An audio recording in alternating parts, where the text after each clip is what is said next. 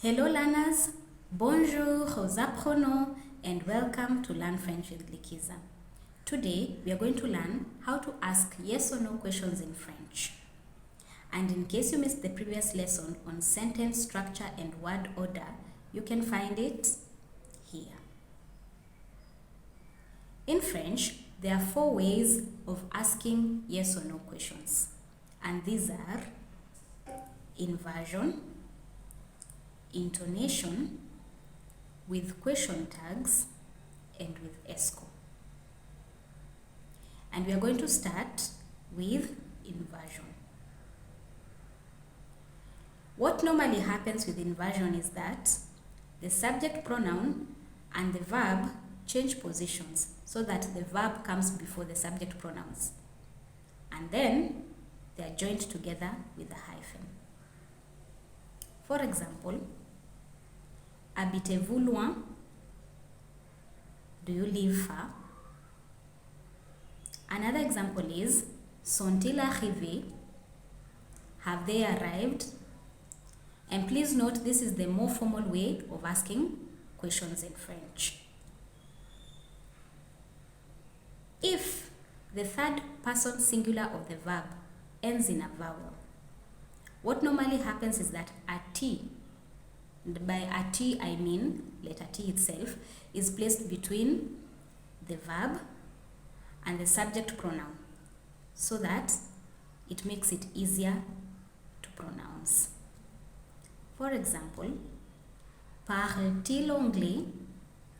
Does he speak English? And you can see parle is the third person singular of parler and it ends with an vowel, which is letter E. So T has been placed in between to make it easier to pronounce, joined together with hyphens. In other situations, you will find that instead of a subject pronoun, you have a noun itself. So in this case, an additional subject pronoun is added that is matching in the gender and number of the noun when asking the question in inversion. For example, les invités sont-ils en route? The guests, are they on their way? Intonation is better suited for less formal situations where there is familiarity. And in this case, you make a statement, then you raise your tone at the end to indicate that it's a question you're asking.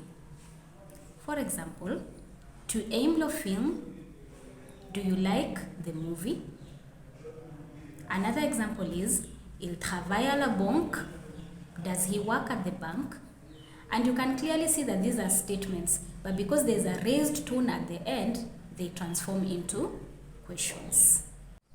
With question tags, the question tags which are normally used are n'est-ce pas, which translates to isn't it, and c'est ça, which translates to right. And 2 important things to note n'est-ce pas is strictly used with positive statements, while c'est ça can either be used with positive or negative statements.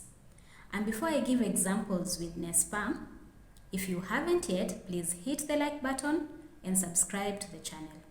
You can also check my playlists after this lesson, where I have grouped a couple of related videos into different playlists for a more structured learning experience. Now let me give the 2 examples with n'est-ce pas. We have c'est une belle journée, n'est-ce pas? It's a beautiful day, isn't it? And you can see that c'est une belle journée is a positive statement. Another example is tu viens nous rendre visite, n'est-ce pas? You are coming to visit us, aren't you? And you can see tu viens nous rendre visite is a positive statement. You can also see that c'est ça can equally translate to aren't you. 2 examples with c'est ça. We have il n'est pas venu avec les enfants, c'est ça. He didn't come with the kids, right? And you can see that Il n'est pas venu avec les enfants is a negative statement.